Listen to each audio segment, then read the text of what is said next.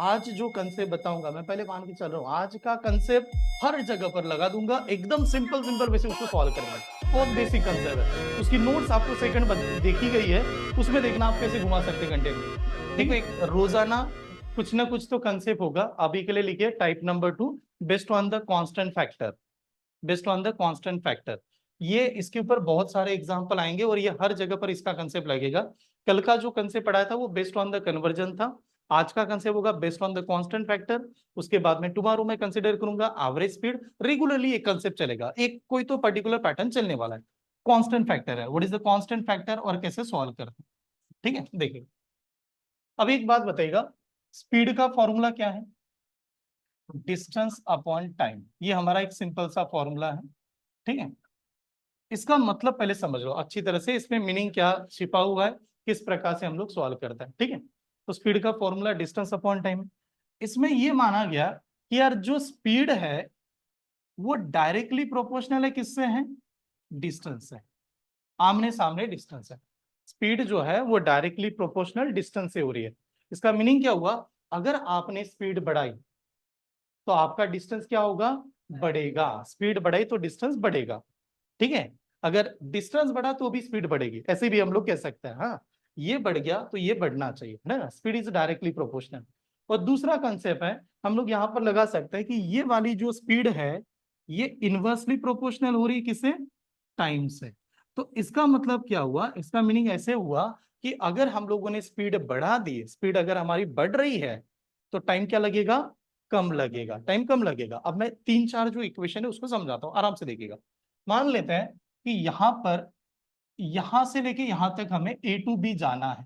कोई पर्सन को ए से लेके बी तक जाना है, हाँ ध्यान से समझेगा, ए टू बी जाना है। ये पर्सन अपने घर से निकलता है ए से लेके और बी की तरफ चलता है। जाते समय इसकी स्पीड है S1, ठीक है। जाते समय स्पीड है S1, ठीक है। और इसको टाइम जो लग रहा है वो है T1, ठीक है। जाने की स्पीड है S1, टाइम लगा कितना?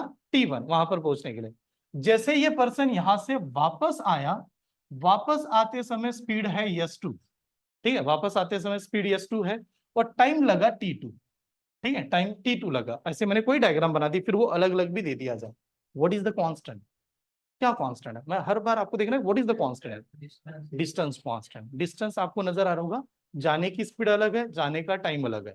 आने की स्पीड अलग है, आने का टाइम भी अलग अलग है। तो हम लोग कहेंगे कि दोनों केस में अगर देखा जाए इस कंडीशन में, डिस्टेंस नाम का जो फैक्टर है वो हमारा कांस्टेंट, डिस्टेंस कांस्टेंट। अगर डिस्टेंस कांस्टेंट है तो मैं डिस्टेंस के फॉर्मूले से इसको इक्वेट कर सकता है। फॉर्मूला है कि नहीं डिस्टेंस का? व्हाट इज द डिस्टेंस का formula? Speed into time, speed in, हाँ ये वाला फॉर्मूला है। तो हम लोगों ने देखा कि यार स्टार्टिंग में कितना डिस्टेंस या कितना डिस्टेंस उसने कवर किया होगा, तो स्पीड इनटू टाइम यानी S1 इनटू क्या लगाएंगे? T1। ऐसा ये स्टार्टिंग का डिस्टेंस। बरोबर, बाद वाला डिस्टेंस क्या बना होगा? S2 इनटू कितना? T2। ऐसा बन गया बाद वाला डिस्टेंस। तो मैंने कहा यार S1 into T1, S2 into T2। हम लोग क्या करेंगे? स्पीड का वेरिएबल एक जगह पर लाएंगे, टाइम के वेरिएबल को एक जगह पर रखेंगे। तो वेरिएबल को कैसे लाते हैं एक जगह पर? तो देखो ये S2 जो है इस साइड में आएगा तो क्या करेगा? इसे डिवाइड करेगा, ठीक है। और ये वाला T1 है वो इधर जाने के बाद क्या करेगा? वो भी डिवाइड करेगा। तो जो रिलेशन हमारे पास बनेगा वो कुछ इस प्रकार से आएगा, S1 upon S2 is equal to क्या बन रहा है? T2 अपॉन क्या?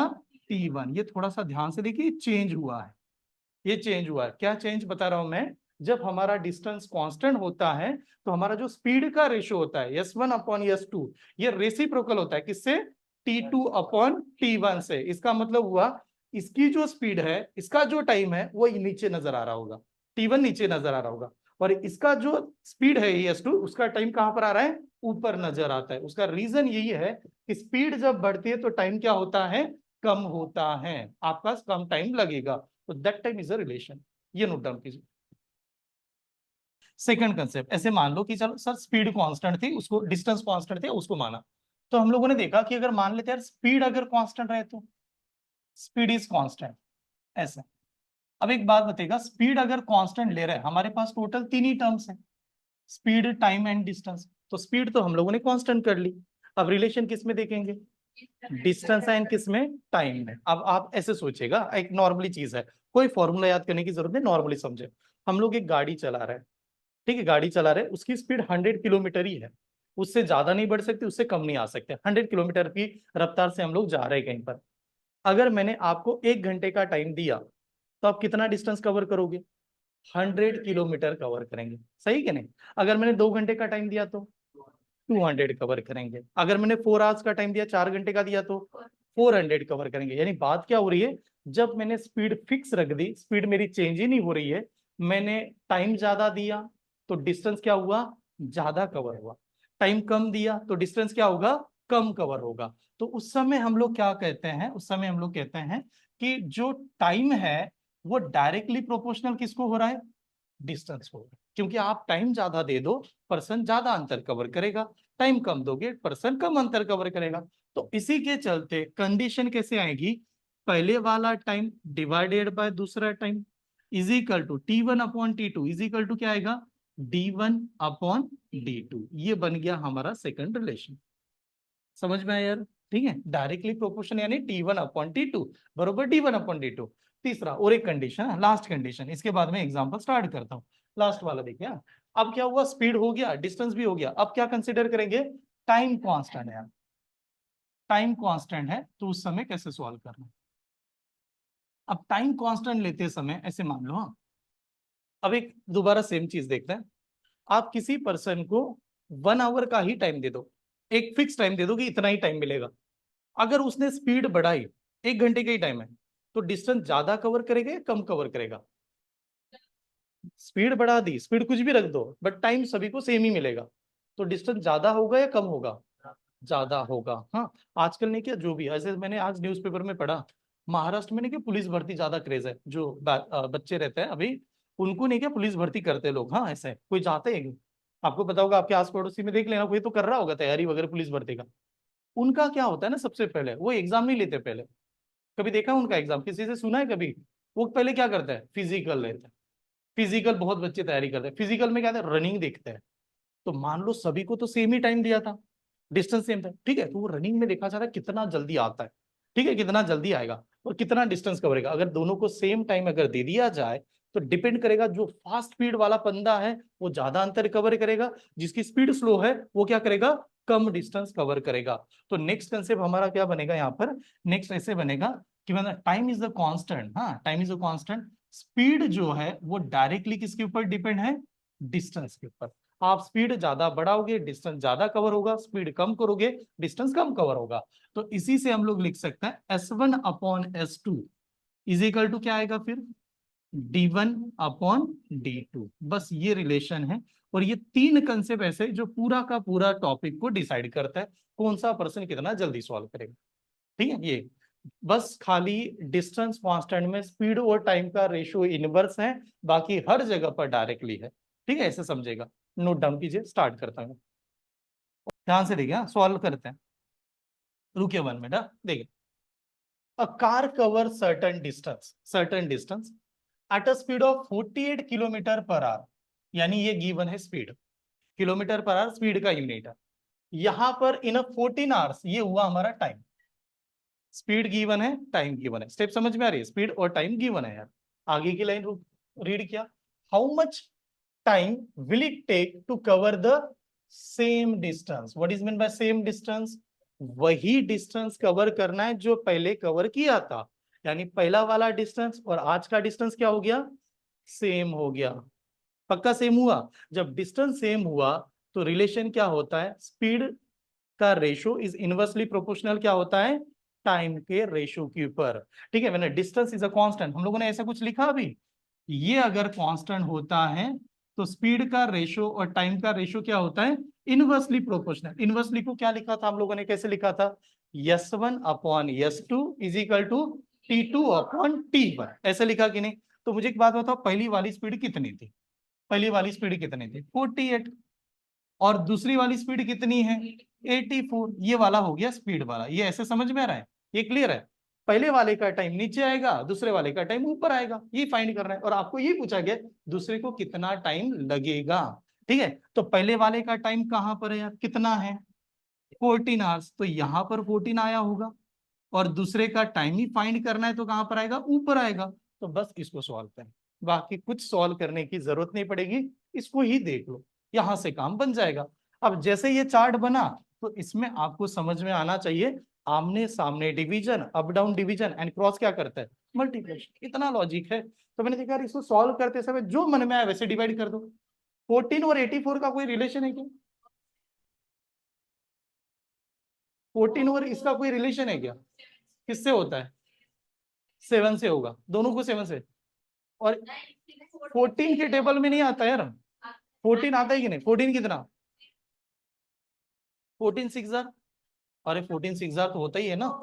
14 1 जार 14 कितना? 6 जार। तो ये 1 जार, ये कितना? 6 जार। आ रहा है? आमने सामने ऊपर नीचे डिवाइड कर दो, 6 से डिवाइड करो यहाँ पर तो 6 कितना? 1 जार, 6 कितना? 8 जार। तो पूरा कैंसिल हुआ, एक्स की वैल्यू कितनी? 8। तो एक्स की वैल्यू 8 ही थी। ये बन गया आंसर। तो 8 वाला ऑप्शन कौन सा? D answer. A car running at a 65 kilometre per hour. Kilometre per hour किसका यूनिट है? स्पीड का। स्पीड दिया, ठीक है। Then it take 1 hour to cover a certain distance. Time कितना दिया? 1 आवर का, 1 घंटे का टाइम दिया, ठीक है, ये क्लियर है। आगे चले, if the speed is reduce by, what is mean by reduce by? कम कर दिया यार, पहली वाली जो स्पीड है उसमें से कितना कम किया? 15 कम कर दिया, 15 कम किया। अब वो बढ़ा भी सकता है, कम भी कर सकता है, उसकी मर्जी है। 15 किलोमीटर पर आवर रिड्यूस कर दिया, कम कर दिया।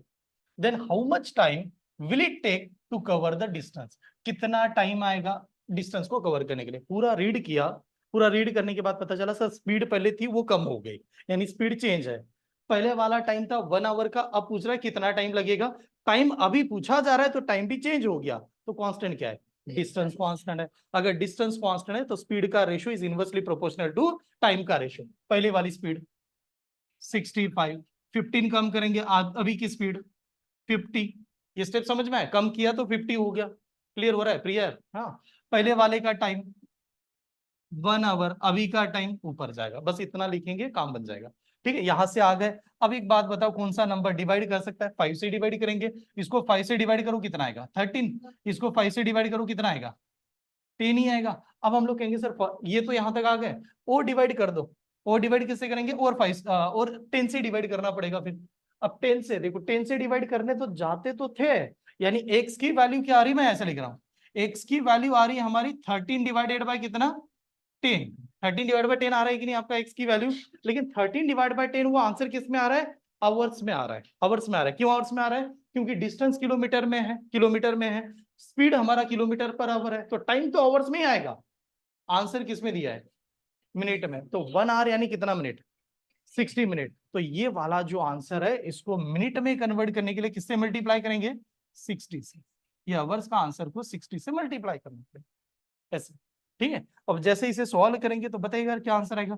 0 से 0 कैंसल, ये 0 कैंसल, 6 इंटू 13 कितना होगा? 78 मिनट इज ओनली आंसर, ऐसे। ठीक है, 78 मिनट का आंसर आना चाहिए। ऑप्शन नंबर कौन सा? सी इज द आंसर। वही सवाल है, कुछ भी नहीं था सवाल में, एक बेसिक लाइन थी, उसको देखना। क्या था? A car travel at a certain distance, हाँ, at a speed of 120 kilometre per hour. ये क्या है हमारी? स्पीड है, स्पीड है किलोमीटर पर आवर। ठीक है। और ये क्या है? टाइम है, यानी 120 किलोमीटर का डिस्टेंस 4 आवर्स में कवर करती। ठीक है। what should be the speed, what should be the speed of the car cover the same distance? ये लाइन बहुत जरूरी है। सेम डिस्टेंस यानी क्या कांस्टेंट है? डिस्टेंस ही कांस्टेंट है। अभी तक तो वही चल रहा है, डिस्टेंस कांस्टेंट है। और कितने टाइम में कवर करना है? 3 आवर्स 20 मिनट। तो फिर हम लोगों को पता है सर, स्पीड अगर डिस्टेंस अगर कांस्टेंट होता है तो स्पीड का रेशियो इनवर्सली होता है किसका? टाइम के रेशियो से। मैंने कहा चलो स्पीड का रेशियो इनवर्सली होता है, तो स्पीड पहले वाली कितनी थी बताइएगा? 120। अभी की स्पीड कितनी है? पता ही नहीं है। अभी की स्पीड पता नहीं तो एक्स मान लेते हैं, यहां पर भी ये सही है, एक्स मान लिया। पहले का टाइम कितना है? 4 आवर्स, यानी यहाँ पर 4 आएगा। अभी का टाइम कितना है? 3 आवर्स 20 मिनट। लेकिन ये तो अलग अलग कर रहे हो आप, टाइम को कभी आवर्स में भी बता रहे हो, मिनट में भी बता रहे हो। एक यूनिट यूज करेंगे ना, दो दो यूनिट यूज कर सकते हैं क्या? नहीं। आप मिनट, आवर, सेकंड ऐसे तीनों लेके नहीं जा सकते, आपको एक यूनिट में ही लाना पड़ेगा। तो एक यूनिट में लाने के लिए क्या करते हैं ना, हम लोग इसी को ही मिनट में लगा लेते हैं यार, इस टाइम को मिनट में कवर कर लेता है। आपको 20 मिनट तो हमें कोई मतलब नहीं था, कोई प्रॉब्लम नहीं था। आप बताओ 3 आवर्स यानी कितना मिनट? 3 आवर्स यानी कितना मिनट? 180, और 180 में 20 ऐड करेंगे तो कितना 200, यानी बाद वाला जो टाइम था वो कितना होगा 200 मिनट। तो इसका मैंने यहां पर लिख दिया 200 मिनट। ये स्टेप समझ में। पहले वाला टाइम कितना था यार 4 आवर्स, तो 4 आवर्स यानी कितना मिनट 240 मिनट। 60 के से जाओ 4 वैसे भी, तो 240 मिनट। यहां तक सभी को समझ में आ रहा है। पूरा यूनिट एक ही लगा दिया क्योंकि यूनिट कन्वर्जन आ गया। इसको आने के बाद सॉल्व करना। अब चलो यहां से आता है आमने सामने, डिवाइड, अप डाउन डिवाइड, जैसे मन में आए। 0 से 0 कैंसिल, इसका जीरो कैंसिल, 2 से ये कैंसिल, ये कितना 12, यहां पर कुछ भी नहीं तो 1, ये इधर मल्टीप्लाई करेगा 1, ये इधर जाएगा। तो x बरोबर क्या 12 इंटू 12, एंड 12 इंटू 12 कितना होता है 144। तो 144 वाले स्टूडेंट करेक्ट है। बस ये answer. Walking two third, walking two third of its time, walking 2/3 of its time, sorry, walking 2/3 times of his usual speed। क्या सेंटेंस करा है walking 2/3 times of his usual speed, a man get late by 20 minutes। एक अगर person अपनी जो original speed होगी या usual speed होगी उसके कितने से चल रहा है 2/3 से चल रहा है। मैंने शायद फ्रैक्शन नंबर के बारे में पहले भी क्लास में कहा होगा, दोबारा भी रिपीट करता हूँ। मान लो कि हम लोगों ने कोई एग्जाम दे दी, आपने एग्जाम दी, आपका रिजल्ट आया। आजकल रिजल्ट तो परसेंटाइल में लग रहा है, परसेंटेज में ही लग रहा है, परसेंटेज मान लेता है। ठीक है, आपने एग्जाम दे दी कॉलेज का, तो घर वाले के पास जब टीचर ऐसे लेके लिखा के भेजते हैं तो इसका मतलब क्या होता है 100 मार्क्स की एग्जाम थी, आपके बच्चों को 70 मिले, और 100 की जगह पर ऐसे मिल गया तो घर का माहौल भी खराब हो जाएगा। ऐसे अगर नजर आए तो घर वाले कहते कि ट्यूशन लगा पढ़ो, या पेरेंट्स पापा के पास में चला गया तो फिर तो और कुछ कहानी हो जाएगी। ठीक है, फिर तो अलग बन जाएंगे। मतलब ये पेरेंट्स को बहुत अच्छी तरह से समझ में आता है। कोई भी पेरेंट्स है, किसी का भी पेरेंट्स है, पेरेंट्स पता नहीं चलता। बहुत बार तो ये होता है पेरेंट्स को पता नहीं चल रहा परसेंटेज कितने मिले। अगर टीचर ने ऐसे लिख दिया 500 मिले, 500 में से 350, 370, पर खुद परेशान है कितना परसेंट मिला होगा, फिर वो परसेंटेज निकालने के लिए लगाएंगे कैलकुलेटर वगैरह। लेकिन नॉर्मली अगर ऐसे लिख दिया जाए, एक सभी को समझ में आता है इतने का पेपर है, हमारे बच्चों को इतना मिल गया है, ये मिला है बच्चे को। ठीक है, ये समझ में आ रहा है। तो सेम चीज देखिए, फ्रैक्शन नंबर अपने आप में बहुत आसान है। ये फ्रैक्शन नंबर में यहां पर क्या किया कि एक जो मैन है walking 2/3 of the his usual speed, उसका जो यूजुअल स्पीड है उसके कौन से चल रहा है वो 2/3। 2/3 का मतलब क्या, ओरिजिनल स्पीड कितनी थी 3, चल कितने से रहा है 2 से। अब यार स्पीड जो ओरिजिनल 3 है, आप 2 से चलोगे तो वो क्या हो रहा है लेट हो रहा है। कितने से लेट हो रहा है 20 मिनट लेट हुआ। अब लेट क्यों हुआ, स्पीड क्या हुई थी कम हुई थी, तो टाइम तो ज्यादा लगेगा ही लगेगा, है कि नहीं। तो फिर ये तो कंसीव हुआ। फिर आपको क्या पूछा गया the usual time taken by him to cover that distance. उसको यूजुअल टाइम कितना था वही डिस्टेंस कवर करने के लिए। अब थोड़ा ध्यान से देखिए कांस्टेंट कैसे डिसाइड करते हैं। ये स्पीड है, पहले स्पीड 3 थी अब स्पीड 2 है, पहले स्पीड 3 थी अब स्पीड कितनी है 2 है। ये स्टेप समझ में आ रही है। टाइम पहले 20 मिनट लग रहा था, अब कितना लगेगा ये पूछा जा रहा है, यानी टाइम की वैल्यू भी चेंज हो रही है। तो what is the constant, distance constant. हम लोग कहेंगे इस पूरी कहानी में डी कांस्टेंट था। तो जब ये हमारा कांस्टेंट है तो बताइए स्पीड का ratio is inversely proportional to time का रेशियो। स्पीड का ratio inversely proportional to time का रेशियो। आप इसको डायरेक्ट भी लिख दो तो भी चलेगा, नहीं तो अपने हिसाब से भी प्रेजेंट कर सकते हैं। अपने हिसाब से यानी हम लोग कहेंगे पहले सर 3 स्पीड है। देखो मैं यहां पर ऐसा लिख रहा हूं, ध्यान से देखिए, ये यहां पर कहता हूं, ये मैं कह रहा हूं स्पीड, ये मैं लिख रहा हूं यहाँ पर स्पीड। आप उल्टा वगैरह कैसे कुछ भी लिख दो, हाँ मैं एज इट इज भी लिख रहा हूं। मैं उसको रिवर्स कर देता हूं, यानी पहली स्पीड कितनी थी अब कितनी है 2। ये स्टेप समझ में आ रही, ये स्पीड है पहले की 3 अभी की 2। हम लोग कहते हैं स्पीड है तो टाइम का रेशियो क्या आएगा, यानी टाइम को हम लोगों ने लिखा। देखो स्पीड का रेशियो 3 का 2 बन गया, 2 का 3 लिखो 3 का 2 लिखा, ये चलेगा। हम लोग पहले वाले को पहले दर्जा देता है। पहला स्पीड 3 थी आज स्पीड 2 है, पहले स्पीड 3 थी आज स्पीड 2 है। टाइम क्या बनेगा, स्पीड का ratio is inversely proportional to time का रेशियो। ऐसे था कि नहीं, ऐसा आपको पढ़ा है। तो टाइम का रेशियो क्या बनेगा, वो जाना ही नहीं ऊपर, वो 20 मोर वगैरह, हम लोग रेशियो की बात कर रहे हैं। स्पीड का रेशियो 3 का 2 बना, पहले स्पीड 3 का क्या था 3 था, अब कितना बन गया 2 बन गया। तो टाइम का रेशियो स्पीड का क्या होता है उल्टा होता है। उल्टा होता है कि नहीं, तो ये हो गया कि पहले वाला टाइम 2 यूनिट लग रहा था, आज उसको कितना टाइम लगता है 3 यूनिट लगता है। ठीक है, ओरिजिनल टाइम कितना लगना चाहिए था यार? ओरिजिनल टाइम 2 ही यूनिट का लगना चाहिए था, लेकिन उसकी स्पीड जब 2 ये थी, ठीक है, एक मिनट देखिए, इस समय ये वाला जो स्पीड है, ये वाला जो स्पीड है, उसको टाइम कितना लगना चाहिए था? 2 यूनिट का लगना चाहिए था। हाँ, लेकिन आज उसकी स्पीड 2 है, इस वजह से टाइम कितना लग रहा है? 3 लग रहा है। तो एक नंबर बढ़ा कि नहीं यार? एक नंबर बढ़ गया। तो मैंने पूछा इन दोनों में कितने का डिफरेंस है? 1 का डिफरेंस है। 1 है कि नहीं? तो हम लोग कहेंगे 1 का डिफरेंस की वजह से इन दोनों में 1 यूनिट का डिफरेंस है। तो 1 यूनिट का मतलब कितना मिनट हुआ? 20 मिनट हुआ। ये स्टेप समझ में? 1 यूनिट का मतलब 20 मिनट हुआ। पहले वाला टाइम कितना था? तो पहले वाला टाइम हम लोग इसको कह रहे हैं। ठीक है, पहले वाला टाइम कितना था? 2। तो बताओ 2 यूनिट का मतलब कितना टाइम होगा? यही फाइंड। स्टेप समझ में आ रही है? ठीक है, तो जैसे इसको सॉल्व करेंगे तो आप जानते हो ये इधर मल्टीप्लाई इधर multiply, what is the answer? कितना आंसर? 40 मिनट। तो इनिशियली टाइम 40 मिनट लगना चाहिए। समझ में आया? फॉर्मूले से बताऊं?